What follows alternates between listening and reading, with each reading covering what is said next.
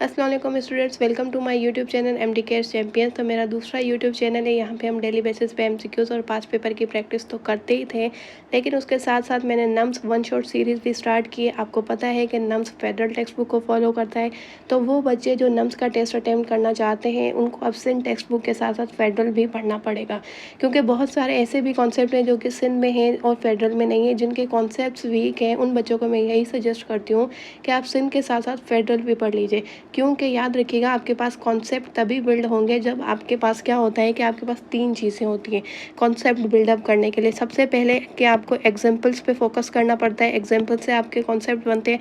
दूसरा, exceptional case जो आपके पास होते हैं, एक्सेप्शनल केस होते हैं, उससे आपका कॉन्सेप्ट बनता है। तीसरा, आपके पास जो कीवर्ड्स बुक के अंदर लिखे गए होते हैं ना, कीवर्ड्स, चाहे वो सिंध हो, चाहे फेडरल हो, केपी के हो या पंजाब हो, कीवर्ड्स जो आपके पास होते हैं वही आपके कॉन्सेप्ट्स बिल्ड करते हैं। तो जिन बच्चों के कॉन्सेप्ट्स वीक हैं, तो मेरी उनसे यही सजेशन है कि आप इन तीन चीज़ों के ऊपर फोकस करें। तो आज हम डिस्कस करने वाले हैं, क्योंकि अगर आप दो टेक्स्ट बुक को फॉलो करते हो तो इट मीन्स कि आपको उतना टाइम चाहिए, और अब एमडीकेट में इतना टाइम नहीं है, ना ही नम्स की टेस्ट में इतना टाइम है। तो मैंने यहाँ पे ये सीरीज़ स्टार्ट इसीलिए की है ताकि वो बच्चे जिनके कॉन्सेप्ट्स वीक हैं उनका भी फ़ायदा, और जिनके कॉन्सेप्ट वीक नहीं हैं उनका भी फ़ायदा हो। क्योंकि आज हम डिफरेंस बात करने वाले हैं, difference between the Sindh text book and the federal text book. यानी कि कुछ ऐसे भी आपके पास यहाँ पे पॉइंट्स हैं, आप कह दो कि प्रॉपर्टीज़ हैं, जो कि सिंध में भी सेम लिखी हुई है और फेडरल में भी सेम लिखी हुई है, लेकिन वहाँ पे वर्डिंग चेंज है। वर्डिंग चेंज होने की वजह से कॉन्सेप्ट चेंज नहीं होता, ये याद रखिएगा। एग्जामिनर सिर्फ और सिर्फ वर्ड्स चेंज कर देता है, उसकी वजह से याद रखिएगा कॉन्सेप्ट सेम ही रहता है।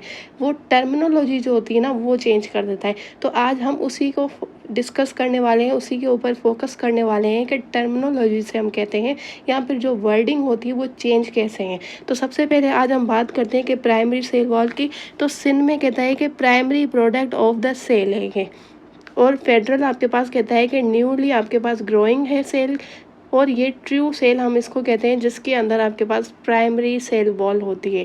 अब यहाँ पे देखें कि यहाँ पे आपके पास प्राइमरी प्रोडक्ट है, इट मीन्स कि आप कुछ बच्चे यहाँ बोलेंगे कि प्राइमरी प्रोडक्ट तो मिडिल लेमिला होती है, लेकिन मिडिल लेमिला डिज़ोल्व हो जाती है। जो कि डिसअपियर हो जाए, डिज़ोल्व हो जाए, वो आपके पास जो होती है वो प्राइमरी प्रोडक्ट नहीं होती। और न्यूली ग्रोइंग सेल यानी कि ट्रू आप उसी को बोलोगे जो कि डिज़ोल्व ना हो। तो यहाँ पे आप देख सकते हो कि इन्होंने कॉन्सेप्ट वही दिया है लेकिन वर्डिंग चेंज की है। दूसरी पॉइंट सिंध के अंदर लिखा हुआ है कि हेमी सेलुलोज, लेकिन स्पेसिफिक मॉलिक्यूल की बात की गई है। वो कहता है कि पॉलीसेक्राइड बीटा 14, आपको पता है सेलुलोज के अंदर बीटा होता है, ठीक होगी, और उसके अंदर हम स्ट्रेट चेन की बात करते हैं, इसीलिए बीटा 14 ग्लाइकोसाइडिक आपके पास जो लिंकेज होती है 14 ग्लाइकोसाइडिक लिंकेज की हम बात करते हैं। लेकिन फेडरल कहता है आपके पास कि सिर्फ और सिर्फ सेलुलोज होता है। क्लियर। सिंध टेक्स्ट बुक की थर्ड पॉइंट आपके पास ये है कि आपके पास यहाँ पे सेलुलोज की कुछ आपके पास ऐसे एरियाज होते हैं सेल वॉल के अंदर जहाँ पे डिपोजिशन नहीं होती, उसकी वजह से प्लाज्मोडेस्माटा यानी कि पोर्स बन जाते हैं, और उन पोर्स को हम यहाँ पे कहते हैं कि प्लाज्मोडेस्माटा। और इसी प्लाज्मोडेस्माटा के चैनल्स के थ्रू क्या होता है कि एक सेल दूसरे सेल के साथ यहाँ पर एक्सटर्नल इन्वायरमेंट के साथ कम्युनिकेशन में आता है। लेकिन आपके पास जो फेडरल टेक्स्ट बुक है यहाँ पे इस तरह का प्लाज्मोडेस्माटा का कोई कॉन्सेप्ट नहीं है। क्लियर हो गई बात। फोर्थ पॉइंट आपके पास फेडरल टेक्स्ट बुक में कहता है कि जो आपके पास प्राइमरी वॉल है वो इरिवर्सिबल होती है, क्योंकि आपके पास जो एडल्ट होता है यानी कि इमेच्योर सेल आपके पास जो होता है वो मेच्योरिटी की तरफ जाता है।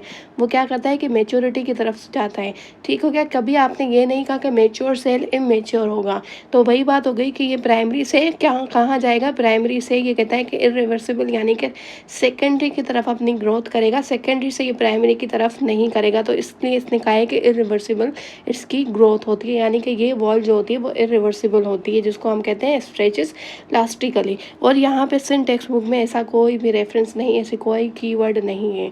क्लियर। अब हम बात करते हैं आपके पास सेकेंडरी की।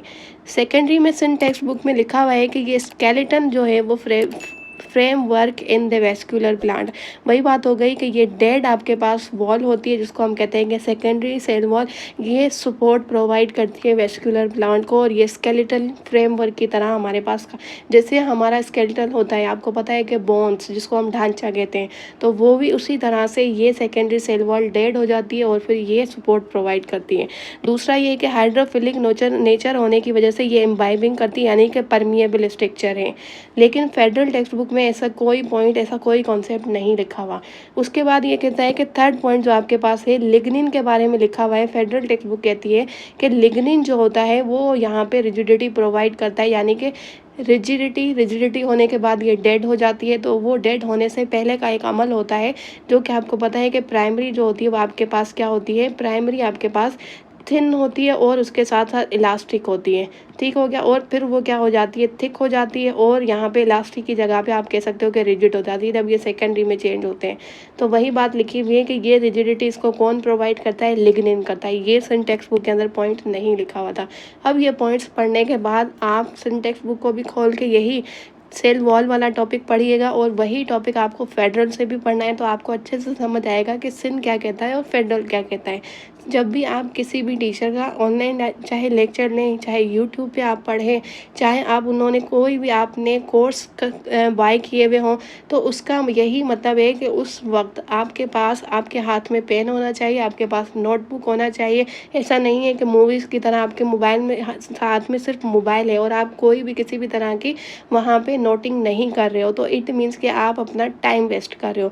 तो बराए मेहरबानी मेरी आपको यही सजेशन है, जब भी आप स्टडी पर्पज़ से अपना मोबाइल यूज़ करो, उस वक्त आपके पास दो चीज़ें होनी चाहिए। एक आपके हाथ में पेन होना चाहिए, दूसरा आपके हाथ में नोटबुक होनी चाहिए, ताकि आप जो पढ़ रहे हो वो उस चीज़ को नोट डाउन करो। तब तक आप नोट डाउन नहीं करोगे तो इसका मतलब ये है कि 2 घंटे ही भले आपने लेक्चर क्यों ना देखा, आपने अपना टाइम वेस्ट किया है।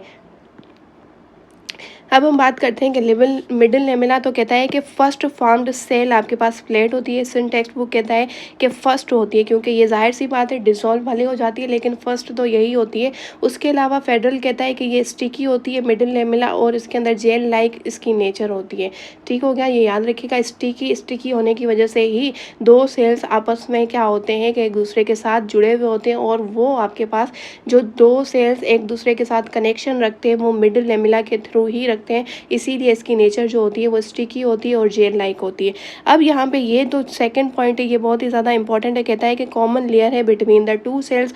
अब यहाँ पे बात हो गई जो मैंने आपको कहा ना कि वर्डिंग चेंज होगी, टर्मिनोलॉजी जो है वो एग्जामिनर चेंज करेगा। तो वो यहाँ पे दूसरी पॉइंट फेडरल टेक्स्ट बुक इसी पॉइंट को यहाँ पे यानी कि एंगल चेंज करके आपको समझा रही है, कह रहा है कि यहाँ पे between the primary cell wall, primary cell wall के बिटवीन होगी। तो यहाँ पे ये क्या है कि ये आपके पास पहला है सेल, तो ये इसकी प्राइमरी है, ये आपके पास दूसरा सेल है, ये इसकी प्राइमरी है, तो ये बिटवीन द प्राइमरी हो गई आपके पास। वही बात हो गई, यहाँ पे दो सेल्स की बात की है, यहाँ पे दो प्राइमरी, क्योंकि ये जब डिसॉल्व होगी तब आपके पास फर्स्ट वॉल कौन सी बनेगी, प्राइमरी बनेगी। ये आपके पास पहला है, ये आपके पास दूसरा सेल है। तो दोनों ही स्टेटमेंट आपके पास सही है, लेकिन उसने सिर्फ एंगल चेंज की है। अब कहता है कि it is formed during the cytokinesis of the cell division. वही बात हो गई कि प्लांट अपनी साइटोकाइनेसिस किस तरह से करता है, गोल्जी एपरेटस जो आपके पास होता है उससे वेजिकल्स इस तरह से बन के आते हैं, ये वेजिकल्स होते हैं इस तरह से। फिर ये वेजिकल्स जो होते हैं वो आप कह सकते हो कि एक लाइन के अंदर अरेंज होते हैं। ये लाइन में जब अरेंज होते हैं तब ये इस तरह के वेजिकल्स में कन्वर्ट हो जाते हैं, तब ये आपके पास एक सेल जो है वो प्लेट बन जाती है, याद रखिएगा। तो ये आपके पास क्या होता है, इस तरह से डिवीजन करती है। लेकिन फेडरल टेक्स्ट बुक कहता है कि हमारे पास इस तरह का कोई कॉन्सेप्ट नहीं है। क्लियर हो गई बात। अब वो कहता है कि फोर्थ पॉइंट में आपके पास फेडरल कहता है कि पैक्टिक एसिड होते हैं, ये पॉलीमर है, और ये पॉलीमर कितना है याद रखिएगा। पैक्टिक एसिड जो आपके पास होता है 200 ग्लैक्ट्रॉनिक एसिड का, ये यहाँ पे क्या होते हैं कि मॉलिक्यूल्स अगर मिल जाएं तो आपके पास क्या मिलता है कि पैक्टिक एसिड के 200 ग्लैक्ट्रॉनिक एसिड अगर मिल जाए तो वो किसके बराबर होते हैं, पैक्टिक एसिड के बराबर होते हैं।